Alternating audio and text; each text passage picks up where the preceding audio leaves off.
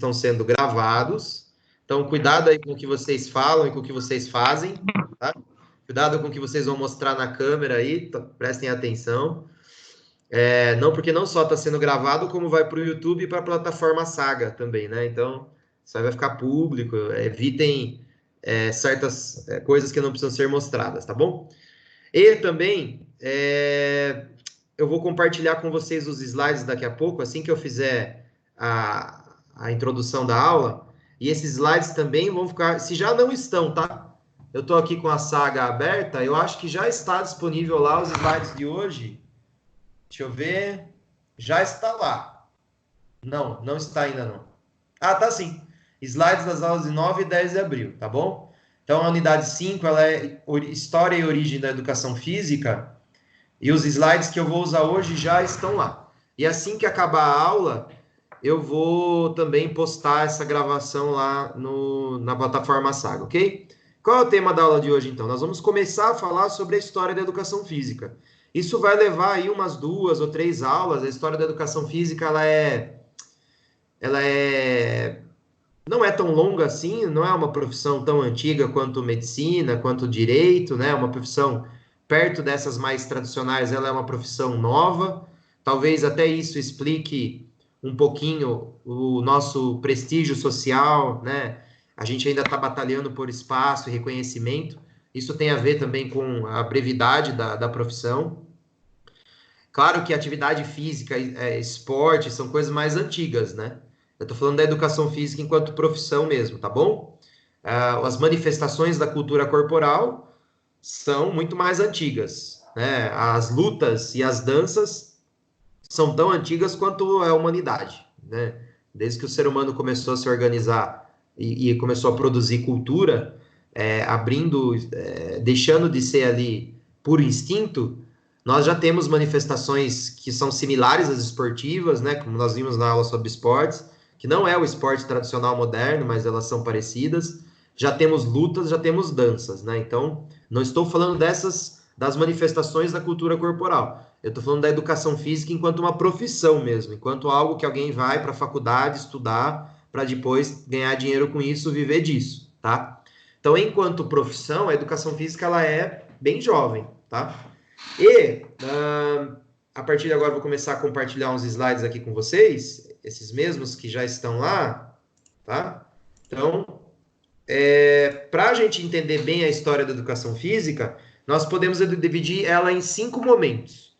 Então, são 5 momentos. A aula de hoje, ela está aguardada para falar somente do primeiro momento. Então, vai ser breve, questão de meia hora e a gente mata isso, para falar só do primeiro momento. Mas todos os autores dividem ela nesses momentos? Não, tá? Eu estou usando como base esse livro que está aqui, né, no slide de vocês. Está todo mundo vendo o slide? Alguém pode confirmar para mim, chat ou áudio? Eu tô. Ótimo, obrigado. Então, se está aparecendo para você, está aparecendo para todo mundo. Esse livro é uma referência importante para a área. Tem na biblioteca, tá? Eu tenho ele em PDF também, se vocês quiserem, me mandem e-mail que eu mando esse livro para vocês. Não posso postar na plataforma, porque eu não tenho direitos autorais dele, né? Não tenho direito de distribuição. Mas eu posso mandar por link o PDF dele. Os autores não vão se importar. Ambos os autores são até amigos pessoais meus.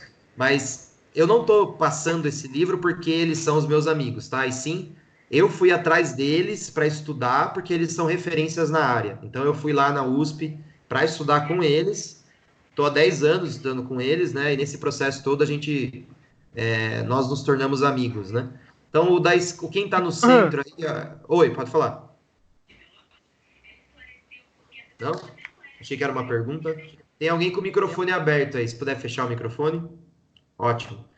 Quem está no centro aí é o Marcos e quem está na direita é o Mário.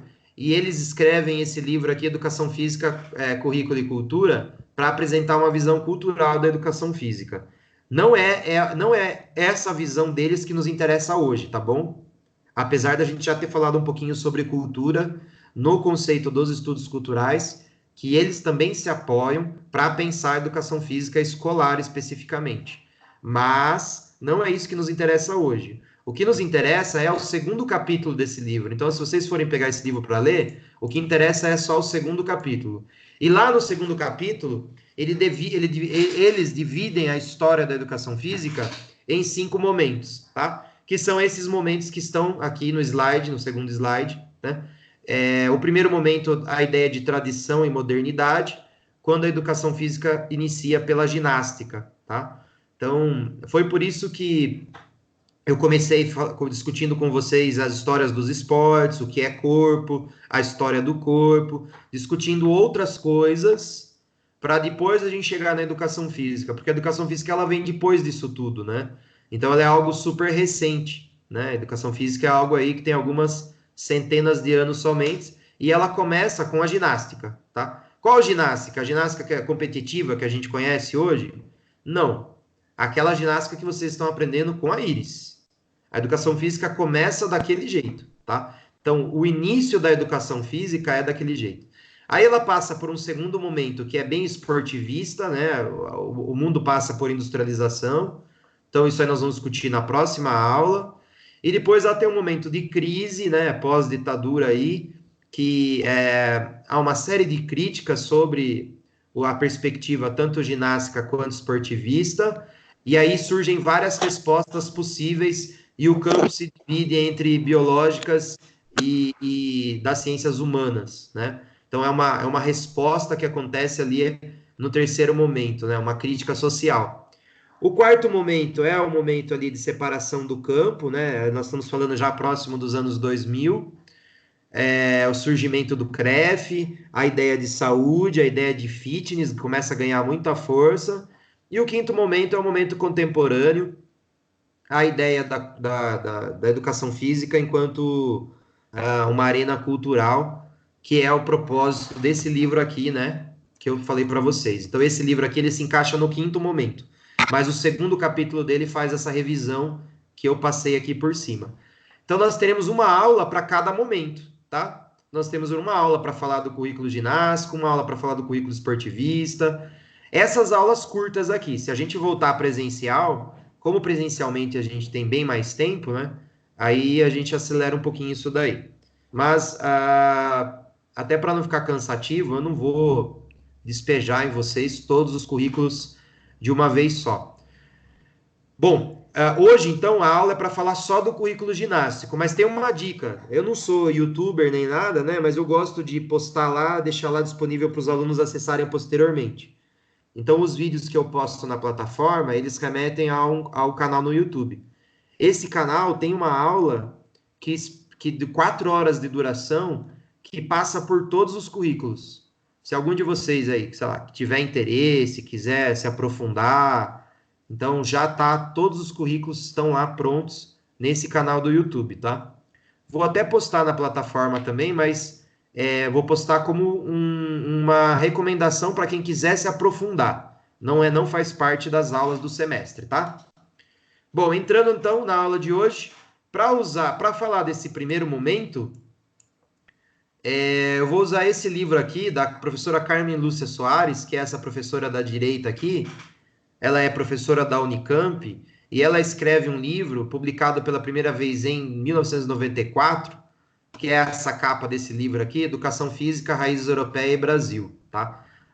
Com certeza a Iris também usa bastante esse livro para falar da ginástica, porque é um dos livros, é uma das maiores referências, ela é, se não a maior, uma das maiores, talvez a maior referência em história da ginástica no Brasil. Veja bem, história da ginástica. Estou falando que ela é especialista em ginástica, tá? Então ela não é ginasta, né? Ela não é atleta, não é nada disso. Ela não é formadora de atletas de ginástica. Ela estuda a história da ginástica, certo? E ela é possivelmente uma das maiores especialistas. E ela é uma pessoa que estuda muito também o corpo, né? Então nós tivemos a nossa discussão sobre o corpo, que foi bem assim, né? Introdutória, né? Para quem está começando no primeiro período da graduação, mas assim, já saiu coisas interessantes, então quem quiser se aprofundar também pode buscar outros livros dela, da Carmen Lúcia Soares, que vai ter uma excelente referência para continuar estudando o corpo e a compreensão do corpo. Que nem qual foi a moral da história, né? Qual foi a lição que eu quis passar para vocês? Que a compreensão de corpo ela vai se modificando ao longo da história, né? Então, a compreensão de corpo ela nunca é a mesma coisa. E ela nunca é uma coisa só, são sempre várias visões. Então, o que ela faz é justamente estudar a evolução da compreensão de corpo ao longo da história. E ela faz isso estudando imagens, quadros, pinturas, né? Então, é um trabalho bem interessante, eu recomendo muito as obras dessa professora. Nessa obra especificamente de ginástica, publicada em 94, ela vai então mostrar o quanto a ginástica ela é fruto de um pensamento que surge com o capitalismo, que surge com a industrialização, que surge com a urbanização, que surge com a necessidade de políticas mercantilistas de reforço de nações, né? Então, nesse trabalho, ela analisou um período que vai de 1850 até 1930, mostrando como esse pensamento que vem da Europa, ele é colocado em prática no Brasil, tá? Então, qual é a origem desse pensamento, né? Vamos lembrar do seguinte, nós tivemos por 1000 anos, aproximadamente, não exatamente, mas muito próximo disso, uma era conhecida no Ocidente como medievalismo, né? Então, nós tivemos a idade medieval, tá? Que é tem alguém com o microfone aberto? Já fecho já. Fechei. Muito bem. Como que era a sociedade medieval, né? A gente está sempre falando sobre isso. É um assunto que eu sempre volto, porque essa virada moderna, ela é o que transforma a nossa vida em como ela é hoje, tá? Então, nós vivíamos numa sociedade teocêntrica, ou seja, o pensamento religioso, ele era o centro da organização social. Eu não estou entrando aqui em teologia, não estou falando de Deus, não estou falando de fé, não estou falando de religião. Eu estou falando de sociologia. Então, sociologicamente, nós nos organizávamos em torno do pensamento que era teocêntrico. Como assim?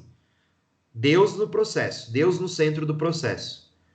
Todas as explicações sobre a organização social, elas vinham da vontade de Deus, assim. Então, por que tinha os nobres, o clero e os servos? Ah, porque Deus quis, né? Então, esse era o pensamento religioso predominante que durou muito tempo, durou toda a idade medieval, né? Mas começa a ascender, começa a ganhar importância uma outra classe social que não era o clero, que não era os nobres, não eram os nobres e que não eram os servos. Então, se a sociedade era dividida em três, começa a surgir um quarto tipo de pessoas, grupamento de pessoas, que eram pessoas que faziam comércio. Então, elas começam a criar trocas, né? E aí você troca coisas que eram valiosas para todo mundo, por exemplo, gado. Gado era uma coisa valiosa. Por isso que hoje a gente fala assim, eu preciso de capital, por isso que é capitalismo. Da onde vem a palavra capitalismo? Vem de capta. Capta é cabeça, cabeça de gado, né? Então o gado era algo muito importante. Então o gado funcionava como uma moeda de troca. Mas não só o gado, né? Assim, metais preciosos, pedras preciosas, né? Ouro, diamantes. Então eram coisas que tinham muito, que todo mundo queria. Então, se todo mundo queria, isso funcionava como se fosse o nosso dinheiro de hoje. Porque lembre-se que não tinha dinheiro como a gente entende hoje, né? Um Estado que garante que uma nota de 100 reais vale 100 reais. Não tinha nenhum poder controlando a política. A política ela era na base, a economia girava em torno da ocupação da terra. Os nobres eram donos da terra e os servos trabalhavam para os nobres. E eles davam o dízimo, né? Um 12avos do que os servos produziam, eles davam para a igreja, né? Para a igreja se manter. Então, essa era a organização econômica. Quando começa a surgir esse comércio paralelo, inicialmente bem tímido e pequeno, começa a surgir um grupamento de pessoas que escapa dessa lógica do território, escapa dessa lógica do dono da terra. E eles se reuniam em locais que ficaram conhecidos assim, eram sempre próximos a castelos, próximos às cidades, que é onde tinha maior circulação de pessoas, né? Principalmente de nobres, que eram os nobres que tinham mercadorias, que tinham, aliás, mercadorias não, que tinham pedras preciosas ou metais preciosos para comprar mercadorias, né? Então, esses espaços de comércio, essas praças, ficaram conhecidas como burgos. E as pessoas que trabalhavam, né, nesses espaços eram conhecidas como burgueses. Os burgueses começam a ficar cada vez mais fortes, cada vez mais importantes, cada vez mais poderosos, ao ponto deles comprarem terras, comprarem navios, comprarem títulos de nobreza, né? Então eles compravam o título de sangue azul, porque a nobreza ela era uma coisa que ia passando de herança, né? Sabe, meio que igual Game of Thrones, né? Filho de não sei quem, é direito, né? Game of Thrones, apesar de ser fantasia, é bem influenciado por essa questão medieval feudal. Então, dependendo do tamanho da terra, você era um barão, ou um conde, ou um duque, né? E todos eles eram subordinados ao rei. Tudo era do rei, e aí o rei dava direito a cada pedaço de terra para um nobre, e isso compunha a organização social. E o nobre, por sua vez, garantia segurança para que o servo trabalhasse e devolvesse em forma de produtos. Tudo que era produzido pela terra era da nobreza. O servo ficava para ele só o suficiente para ele sobreviver, né? Em troca disso, ele tinha a segurança mantida pelos nobres, né? É claro que isso parece ser, assim, eu estou meio romantizando, né? Era uma relação de poder e exploração, sem dúvida alguma, né? Mas era a organização social daquele momento. E os burgueses, eles escapam dessa lógica. Só que eles precisam mudar a cabeça das pessoas também, porque se elas mantiverem uma cabeça teocêntrica, né? Eles vão achar que isso aí é contra a vontade de Deus. Inclusive, a própria Igreja Católica proibiu durante muito tempo o lucro, porque o lucro era uma maneira de perverter essa lógica, né, de domínio social desse pensamento teocêntrico, né? A usura, para quem é católico aí de carteirinha roxa, o padre até hoje em dia ele fala, né, contra a usura, né, contra essa ambição, contra a ganância, né?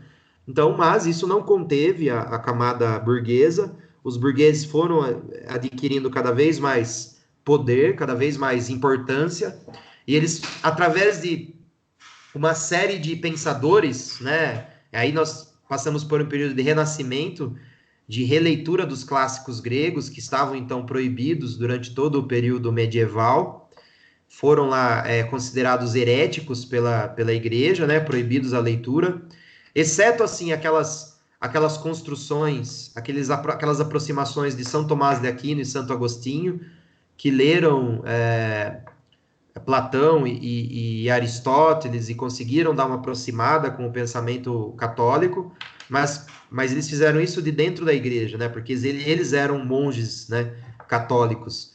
Mas, exceto esses casos de medievalistas que aproximavam o pensamento grego por dentro do pensamento católico, qualquer outro culto que não fosse cristão era considerado herege, né? E poderia ser punido até mesmo com morte na fogueira, né? Poderia ser punido com a morte. Quando a burguesia ascende ao poder, ela começa a abrir espaço para outros pensadores que estão livres desse domínio religioso. Então, logo após o Renascimento, vem os iluministas, que é uma série de pensadores que começam, nem sempre eles são ateus, mas muitos deles são, e eles começam a substituir o pensamento religioso ou adequar o pensamento religioso a um pensamento que considera o homem como o centro do processo, tá? Então vem aí uma série de filósofos, os filósofos iluministas, talvez a gente pudesse destacar Francis Bacon e Descartes como dois dos maiores desse exemplo que eu estou passando para vocês. Descartes, nós estudamos um pouquinho Descartes, né? Então, eles criam toda uma filosofia que favorece o pensamento burguês, que agora está livre das amarras do pensamento religioso e eles podem colocar uma outra sociedade em funcionamento. Qual sociedade? Uma sociedade capitalista, que é a sociedade que nós vivemos hoje, né? Então, esse é o momento de transformação do feudalismo para o capitalismo. E junto com o capitalismo vem a revolução industrial, vem a modernização, vem a industrialização, vem a urbanização, né? Cada vez mais as sociedades deixam de ser rurais, passam a ser urbanas, para trabalhar ao redor de fábricas, e as fábricas agora não estão mais na mão dos nobres, né? O poder não está mais na mão dos nobres. O poder agora está na mão dos burgueses, tá? Então, até essa ideia de direita e esquerda, que a gente vê que ela é bem pobrezinha e que a gente vê polarizada aí no Facebook, talvez alguns de vocês aí se considerem de direita ou de esquerda, né? Porque tá na moda e tal, as pessoas nem estudam muito, mas elas... É igual o time de futebol, né? Ah, eu sou São Paulino e sou de direita. Então, as pessoas têm que... se sentem na obrigação de falar isso, sem nem entender muito do assunto. Mas, por exemplo, essa nomenclatura direita-esquerda, ela vem porque durante esse período de modernização do feudalismo francês, à direita do rei sentavam-se os nobres e à esquerda do rei sentavam-se a burguesia. Então, quem queria mudança, quem queria transformação, eram os burgueses e eles eram esquerda. Quem queria conservação, quem queria que a sociedade não mudasse, eles eram a direita, né? Hoje isso mudou. Como hoje nós estamos num mundo capitalista, quem acha que, né, o capitalismo, a sociedade está boa como está, comumente, né, é chamado de direita. E quem acredita que o mundo precisa melhorar, precisa ter mais oportunidade para pobres e tal, essas pessoas estão associadas à esquerda. Então, a burguesia, que antes era esquerda, hoje a burguesia é direita, digamos assim, né? A burguesia ou trabalhador que pensa que é burguês, né? Bom, o que a professora Carmen Lúcia faz então? Ela mostra como o pensamento da burguesia vai criando uma série de coisas para mudar a sociedade, né? Para se libertar do obscurantismo medieval, para se libertar daquele pensamento considerado atrasado, considerado retrógrado, considerado, né, obscurantismo assim, místico, né? Um pensamento mitológico, um pensamento não científico. Porque na esteira do iluminismo, eu estou falando da ciência, o surgimento da ciência. A ciência é um pensamento moderno, né? Que é fruto desses filósofos iluministas que eu estou falando aí. Lembra-se que eu disse para vocês que Descartes era filósofo, mas também era cientista, também era, né? Ele era tudo, matemático. Então, porque naquela época que tudo isso estava começando, as pessoas não eram tão especialistas numa coisa só, né? Elas reuniam em si todo esse rol de pensamento que depois foi se especializando em diversas ciências, em diversas filosofias, etc, né? E a Carmen Lúcia, ela vai perceber que a ginástica é um desses dispositivos disciplinares criados pela burguesia para modificar o pensamento social, né? Então, é uma série de tecnologias que vão mudando o comportamento das pessoas, fazendo elas entender certas ideias para conseguir, então, transformar a sociedade. Porque eu não disse para vocês que era uma sociedade industrial? Se é uma sociedade industrial, então nós precisamos de pessoas que tenham um pensamento urbano. Elas não podem mais viver de acordo com o ritmo da natureza, do sol, do inverno. Elas têm que viver agora de acordo com o ritmo da fábrica, elas têm que viver pelo horário do relógio, né? Por isso que hoje, por exemplo, a gente marca a aula para 7 horas. Daqui a pouco tem uma aula às 9 horas. Então, esse ritmo do relógio, quem coloca é o capitalismo burguês, né? A gente está hoje trabalhando. Claro que mudou muito, tá? Não é essa mesma sociedade que nós estamos falando aqui. Nós criamos a internet, as relações, o capitalismo mudou, as relações de trabalho mudaram. Então, não dá mais para fazer uma leitura social, direita, esquerda, burguês, trabalhador. Não dá mais. Por exemplo, nós temos um trabalhador, entre aspas, assim, uma pessoa que não é dona do meio de produção, que ela tem um emprego concursado que ela ganha 40 mil reais, sabe? Trabalhando para o Estado. Ganha 40 mil reais e tem poder ainda político. E nós temos o cara lá, que ele é dono da banca de jornal, que tira milão no mês, porque ninguém compra mais revista. Então, não dá mais para dizer que o dono é o burguês, ele é o poderoso, né? O mundo mudou muito, tá? O nosso tema hoje aqui não é filosofia política, não é sociologia política, não é analisar o contemporâneo. Nós estamos analisando o passado. E no passado, quem era dono do meio de produção era o poderoso, era o burguês. Não tinha burguês pobre, né? O burguês era o poderoso, era o dono da sociedade. E eles precisavam mudar o comportamento das pessoas. A escola nasce, a escola de massa, a escola para todo mundo, ela nasce nesse ponto aí. Por quê? Porque a escola não era para todo mundo. Como que as pessoas aprendiam? Elas aprendiam diretamente com a função, ou o especialista na função que elas iriam executar. Então, se era um nobre, o nobre até chamava tutor para ensinar o seu filho, chamava lá um pianista, um filósofo, né? Ele chamava as pessoas para ensinar os filhos, quem era nobre. E quem era servo? Quem era servo aprendia a profissão com o especialista. O cara vai ser ferreiro. Então, ele saía de casa e ele ia morar com o ferreiro. E lá ele ia trabalhar com o ferreiro até ele se tornar um mestre ferreiro, para ele poder então seguir trabalhando sozinho. Era isso, não tinha escola. Era uma educação a partir da vida, assim mesmo, fazendo junto. E também não tinha essa ideia de infância, né? Começou a andar sozinho, já adquiriu certa capacidade e já era colocado para trabalhar. Não tinha essa ideia de infância, adolescência, né? Hoje em dia a geração, e aí eu vou tirar sarro de vocês, mas eu faço parte dessa geração. Nós estamos numa geração que a adolescência foi até os 29 anos, né?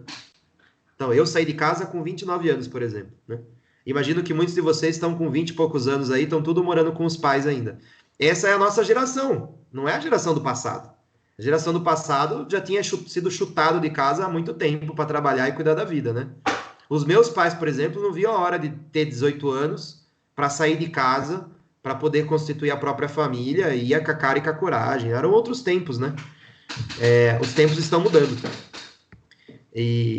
Hoje a adolescência vai até os 29 anos, então, né? Então, tem tempo aí, tá? Para quem. Agora, quem já passou da adolescência contemporânea e ainda tá morando em casa, daí pode se preocupar um pouquinho mais, né? Bom, o que ela faz então? Ela analisa a ginástica como um desses dispositivos que querem mudar a cabeça da população para corresponder aos anseios da burguesia. A escola não existe para isso? Então, a ginástica vai ser colocada na escola. Então, a ginástica, que foi criada lá na Europa como uma forma de preparação militar, que vocês estão aprendendo com a Iris, no Brasil, ela também vem para soldados, mas ela é colocada na escola para mudar a cabeça das próximas gerações. Porque pense, pessoas, era uma geração que não estava acostumada com a ideia de fazer exercício, né? Então, elas precisam aprender a cuidar do corpo para ter um corpo forte para render no trabalho, que é um anseio capitalista, que é uma vontade da burguesia que as pessoas tenham força para trabalhar, para produzir bastante, para obter lucro, né? Então, por exemplo, vou ler a última frase aqui, ó. Os complexos interesses modernos são descritos por Soares como a tradução dos ideais burgueses como a classe ascendente, que defendiam a necessidade de um novo homem, apto ao trabalho, livre de imoralidades e responsável pela condução da sua saúde, no qual a ginástica desempenha papel central. Então, o que é essa imoralidade aqui? Também a ginástica e a escola, ela também era uma forma de modificar todo o comportamento que fosse prejudicial ao trabalho. Por exemplo, tomar banho, que pode dar doença, pode prejudicar o trabalho. Tomar vacina, que pode pegar doença, né? Parar de beber, o alcoolismo, então, começa a ser considerado algo imoral. Então, muito do modo de pensar que a gente tem até hoje vem dessa época. Muito do modo de pensar. Eu não sei vocês, talvez vocês compartilhem, mas dessa mesma história minha. Mas quando eu fiz 12 anos, 12, 13 anos, os meus pais, e olha, eu amo os meus pais, não tenho que reclamar deles, tive a melhor educação possível, foram os melhores pais que eles puderam ser, não tenho nenhum problema, nenhum trauma de infância. Eu só estou dando um exemplo de geração para vocês. Mas quando eu fiz 12, 13 anos, eu já comecei a escutar dos meus pais que eu estava grande e que estava na hora de trabalhar, e que se eu não fosse trabalhar eu era vagabundo. Então, com 12 anos de idade, eu fui bater caixa no CEAGES, por exemplo. Você sabe o que é bater caixa? É você, a caixa, ela é usada, né, para transporte de tomate, e ela vem, depois que ela é usada, ela perde o fundo, né, a ripa de fundo. Aí você tem que colocar a ripa de fundo e bater prego nela de novo e tal. Com 12 anos de idade eu fui fazer isso, né? Me ensinou muitas coisas, mas assim, por sorte eu tive outras oportunidades, porque se tivesse passado a vida batendo caixa, o que eu ia saber hoje, né, beirando os meus 40 anos, era bater caixa, tá? Então, veja, meus pais não estavam preocupados que eu estudasse, que eu fosse, né, melhorasse meu futuro, né? Isso é um pensamento de quem vem de uma classe superior, de uma classe já financeiramente melhor, e é um pensamento mais contemporâneo. Então, hoje já as pessoas estão se preocupando mais com isso. Mas, no passado, os meus pais reproduziram a moral que eles receberam dos pais deles, que por sua vez vieram dos pais deles, que é essa moral que eu estou falando aqui para vocês. Ó. Eu não estou falando de um negócio que aconteceu há milhões de anos. Eu tô falando para vocês um negócio que aconteceu há menos de 100 anos. Ou há menos de 200 anos. Então, o meu bisavô já viveu isso aqui que eu estou falando para vocês.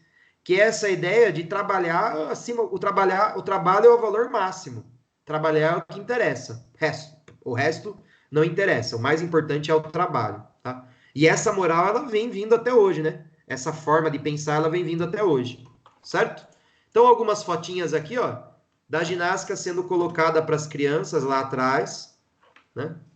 Olha lá, as crianças. E é interessante comentar com vocês que no início as meninas não faziam a mesma ginástica ou nem faziam ginástica. Só quando estudos europeus começaram a provar que era boa para a mulher também, aí elas começaram a fazer. Porque no início tinha esse medo, né, de que a ginástica prejudicasse o papel social da mulher. Qual que era o papel social da mulher? Ser mãe, né? Então, no início as mulheres não faziam ginástica porque tinha medo de prejudicar a maternidade delas, né? Essa foto é curiosa porque essa menininha aqui, ela ficou olhando para a câmera e esqueceu de pender a cabeça. Tá vendo aqui que estranho? É estranho, né? Ficar olhando. Ela tá olhando bem para. Esse menininho também tá olhando bem para a câmera aqui. Não sei, eu acho meio estranho olhar para eles e imaginar que eles já morreram faz uma porrada de anos, né? Mas tudo bem. Vamos lá. Bom, então a ginástica ela serviu então como essa forma, né, de pegar a população que tinha acabado de sair de uma sociedade escravagista e precisava melhorar a questão da miséria, né? Então nós tínhamos um contraste muito grande de miséria entre uma certa classe social e a outra. E a ginástica veio como uma resposta para tentar melhorar as condições de vida, né? Então era um sistema que precisa, era um estado realmente pobre, o estado brasileiro era muito pobre, e ele precisava de duas formas de melhorar essa miséria. E ele apostou na imigração e na educação. Por que na imigração? Porque os escravos já não serviam mais, né? Tinha acabado a escravidão, ainda que ela tenha continuado por todo o Brasil durante muito tempo após a lei, mas de uma certa maneira nos grandes centros ela não podia continuar de forma legal, e ao invés deles empregarem os negros, os recém-libertos, eles começaram a contratar europeu que vinha da Europa por causa de pobreza, guerra, né? Uma série de problemas. Vocês sabem que a Europa passou por muitos problemas, né? As duas grandes guerras. A gripe espanhola, por exemplo, foi um negócio absurdo, matou mais, ou pelo menos igual à Segunda Guerra Mundial. Estimativas dizem que a Segunda Guerra Mundial matou 65 milhões de pessoas. A gripe espanhola, que não é espanhola e pegou esse nome porque a Espanha não fez parte da guerra e foi a primeira a acusar a gripe como uma pandemia, ela não tem estimativas tão próximas, mas alguns estudos apontam entre 50 e 100 milhões de pessoas. Então, para vocês terem uma ideia, isso foi ontem, tá? Início do século XX. Para vocês terem uma ideia, o mundo, a gente está todo mundo em casa agora, desesperado, com medo do coronavírus, e o coronavírus matou nesse momento, se eu não me engano, até hoje, menos de 100 mil pessoas no mundo inteiro. O que é um absurdo, a gente tem que ficar em casa mesmo, tem que tentar fugir disso, né? Não é para ninguém morrer. Mas no começo do século XX, pessoas, como a gente não tinha a tecnologia que a gente tem hoje, morreu 100 milhões de pessoas. né? Ou, sei lá, vamos pegar uma estimativa baixa, então. 50 milhões de pessoas, né? Olha a diferença, olha o que não foi essa gripe, né? Então, muitas pessoas fugiram desses problemas europeus e vieram para cá, para tentar uma vida melhor. E o governo brasileiro incentivava isso. Incentivava como? Incentivava com... pagava o navio e dava uma pensão de 3 meses morando aqui no Brasil até arrumar emprego e encaminhava para o emprego ainda. Era uma verdadeira bolsa imigrante. O professor Mário, né, que eu mostrei para vocês lá no começo do slide que estava na direita, ele disse que o pai dele veio assim de Portugal. Ele falou que o curioso é que o pai dele usou esse dinheiro do governo para vir para cá, trabalhou e montou um bar e ficou muito bem com o bar. Hoje tem um restaurante bom e hoje em dia ele é contra a bolsa. Ele achou meio essa. Ele sempre cita o pai dele como um exemplo de incoerência, né? Uma pessoa que se aproveitou de uma bolsa do governo, hoje está no Brasil bem. E é assim que essas pessoas, né? Por exemplo, a minha mãe é descendente de espanhola. Então, talvez entre vocês aqui na sala tenha descendente de japonês, de espanhol, de italiano, né? Então, é desse jeito que essas pessoas vieram para cá, né? Fugidas lá desses problemas. Então, o governo brasileiro estimulou essa imigração. Só que, assim, precisava melhorar, colocar a nação para desenvolver, né? Precisava colocar esse capitalismo na cabeça de todo mundo para que todo mundo trabalhasse, produzisse e começasse a andar. E a ginástica foi o papel da educação física nessa organização do governo aí, né? Olha aí mais uma imagenzinha, né? Crianças fazendo ginástica. Bom, então vou resumir tudo o que foi falado aqui, já caminhando para o final da aula. Vou resumir tudo o que foi falado aqui na frase da Soares. Essa frase dela é ótima e resume, mas com palavras difíceis, mas ainda assim resume tudo o que eu falei para vocês mastigadinho aqui, né? Um projeto burguês de civilidade é esboçado para o Brasil a partir da segunda metade do século XIX. Seu desenho, porém, torna-se de fato visível com a proclamação da República e somente nas décadas iniciais do século XX é que se pode apreciar os contornos iniciais desse projeto.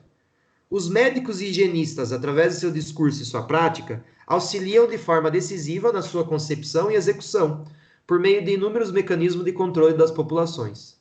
Tudo em nome da saúde, da ordem e do progresso. Entre os mecanismos por eles utilizados, destaca-se a educação física, disciplinadora dos corpos e da vontade. Apologia da saúde física como responsabilidade individual. Assim, a educação física, idealizada e realizada por médicos e higienistas, teve por base as ciências biológicas, a moral burguesa, e integrou de modo orgânico o conjunto de procedimentos disciplinares dos corpos e das mentes, necessário à consecução da nova ordem capitalista em formação. Acentuou de forma decisiva o traçado de uma nova figura para o trabalhador, adequado a essa nova ordem. Um trabalhador mais produtivo, disciplinado, moralizado e, sobretudo, fisicamente ágil. Fruto da biologização e naturalização que dirige a construção da nova sociedade, a educação física foi utilizada pelos médicos higienistas como instrumento de aprimoramento da saúde física e moral, acoplado aos ideais eugênicos de regeneração e purificação da raça. Então, veja, era uma forma de fazer as pessoas pensarem que elas deveriam cuidar da saúde delas para convencê-las a ter essa moral, esse pensamento burguês, para então a sociedade, né, se tornar mais produtiva do ponto de vista do capital. Quando eu falo burguês aqui, eu estou me referindo justamente à burguesia, tá? É um conceito sociológico histórico, né? É que eu estou dizendo isso porque com essa recente polarização política no país, algumas palavras viraram ofensa, né? Então, fascista, burguês, essas coisas começaram a virar ofensa, né? Comunista. Bom, são conceitos que remetem a períodos históricos, né? Então, comunismo não é ofensa, burguês não é ofensa, né? Capitalismo não é ofensa, né? São conceitos históricos e sociológicos importantes para a gente discutir como a sociedade veio evoluindo para poder discutir o hoje, né? Então, nada impede que a gente tenha uma posição política hoje à direita ou à esquerda, né? Apesar de eu contestar essa divisão, achá-la meio simplificadora redutora, até um pouco burra, na maneira como ela é utilizada pelas massas, principalmente quem segue e compartilha a corrente do WhatsApp, ainda que você tenha o direito de se posicionar hoje, o passado, né, ele tem que ser discutido a partir das maneiras, dos conceitos que aí estão, tá? Por mais que no contemporâneo eles estejam se transformando em ofensa, tá? Mais algumas fotos. Uh, é interessante a gente reforçar, né, que esse pensamento que vem da Europa, ele é, em muita medida, racista. Por que racista? Porque ele trazia no seu bojo uma ideia pseudocientífica de eugenia, tá? O que é eugenia? É a ideia do reforço da raça através das gerações. Era um pensamento, hoje não é sustentado esse pensamento, tá? Ele não é nada científico, ele fazia parte de uma ideologia da época. Hoje sabe-se que isso não tem nada a ver os estudos da genética destruíram essa pseudociência, mas na época, antes da genética aparecer, nós tínhamos a ideia do fortalecimento da raça. O que é o fortalecimento da raça, né? A cada geração, se as pessoas tomassem certas medidas, a próxima geração seria mais forte. Entre essas medidas estava justamente a ginástica. Então, se os nossos avós fizessem bastante ginástica, os nossos pais seriam mais fortes e nós mais fortes e assim por diante. E, né, hoje a gente sabe que isso é uma balela sem tamanho. E por que esse pensamento ele era racista? Porque o modelo de força era o povo europeu, branco, né? Era um modelo eurocêntrico, né? O pessoal que era branco. Não era o modelo asiático ou africano, tá? Então era europeu como o modelo a ser seguido. Tinha concurso, pessoas, de bebês. Vocês podem achar no YouTube aí, no Brasil, meados do século XX, tinha concurso de bebê. Quem era o bebê que mais representava o Brasil? Quais eram as características que eles buscavam? Olhos claros, cabelos loiros, né? Era essa a ideia de beleza, a ideia de força, a ideia de, né? Essa era o que a pseudociência chamada eugenia defendia. E a ginástica também, né, ela vem nessa esteira, ela vem dentro desse pensamento também, desse pensamento médico eugênico, tá? Então é um pouco triste a gente pensar a nossa origem, ainda bem que a educação física muda, ela mudou muito, né? Hoje ela é muitas coisas, mas ela começa no Brasil através desse pensamento que é eurocêntrico e é racista, né? Mais algumas fotinhas aí.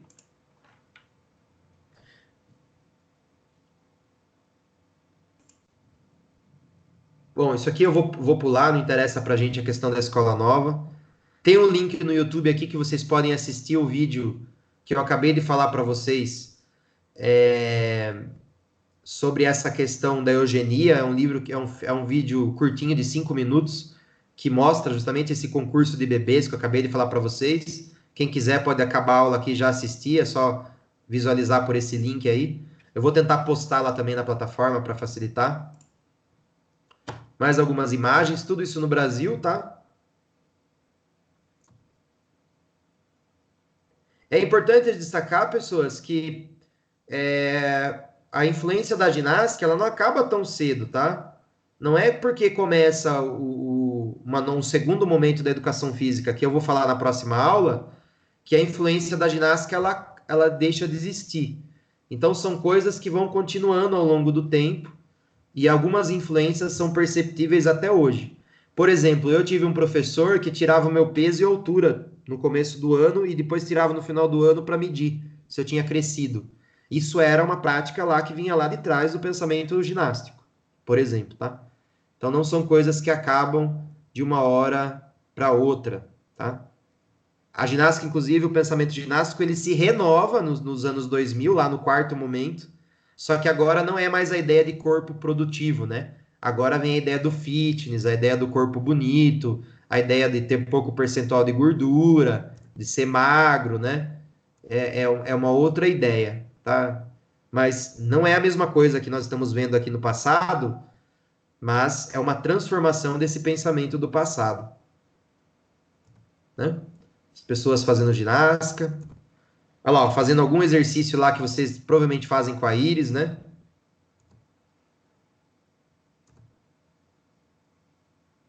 Então, várias imagens que mostram o que eu estou acabando de falar para vocês. Bom, vou parar de compartilhar os slides aqui. Parei. Vou encerrar a gravação.